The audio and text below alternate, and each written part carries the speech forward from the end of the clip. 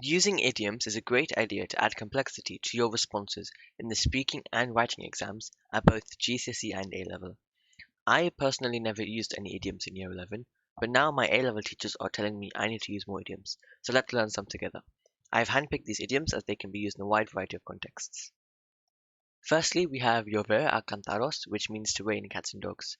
Despite llover being an irregular verb, you can conjugate it in the past, for example, to say fui a Grecia el verano pasado, el primer día llovió a cantaros. This sentence is in present tense and describing a past holiday where it rained a lot on the first day. Another example of this idiom in a sentence is tengo que ir aunque llueva a cantaros, which means I have to go even if it rains a lot. Here the infinitive has been conjugated into the present subjunctive he, she, it form. Our next idiom is estar más sano que una perra, which means to be fit as a fiddle. For example, mi padre tiene 40 años pero está más sano que una perra. Another example is lo que más me importa es ejercicio porque quiero estar más sano que una perra, meaning what matters to me most is exercise because I want to be as fit as a fiddle. In a literal form, this idiom means to be healthier than a pear. This idiom is quite a common one and you may have seen it before. Ser pan comido means to be a piece of cake, aka really easy. An example of this is el trabajo fue pan comido. You can use this in perhaps a question about where you worked in the past. Or even espero que mis exámenes sean pan comido, meaning I hope my exams are a piece of cake. And this phrase also uses a subjunctive tense, adding further complexity. Our fourth idiom, al fin y al cabo, is perfect to provide a conclusion or summarize a point. An alternative to this is a fin de cuentos, meaning all things considered. Faltar un tornillo implies someone is crazy or has lost their mind. You can say mi hermano menor le falta un tornillo, meaning my younger brother has lost his mind.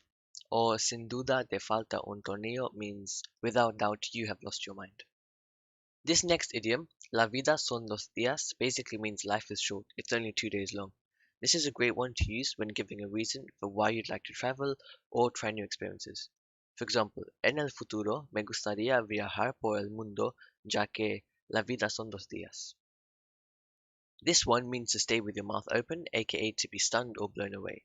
An example of this in a sentence is fue tan inesperado que me quedé boquiabierto.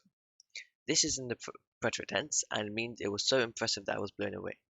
You have to be super careful when conjugating quedarse as it is reflexive, so you can't forget to add the reflexive pronoun. In this case, quede is he, she, it left in the preterite tense, and then the pronoun me refers to me, so it left me blown away.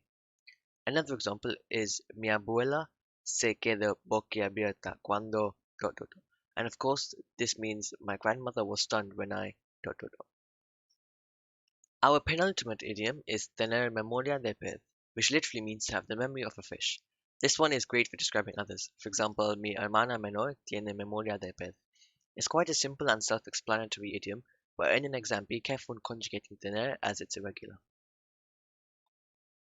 Last but not least, hacer un frío que pela means to be super cold. An example of this in a sentence is ayer no podemos jugar baloncesto porque hizo un frío que pela. As always, you have to be super careful when conjugating hacer as it is an irregular verb. That brings us to the end of this video. In the description, I have linked a PDF that you can download and print out that has these 9 idioms presented nicely. Perfect for you to stick on your wall, for example. Adios.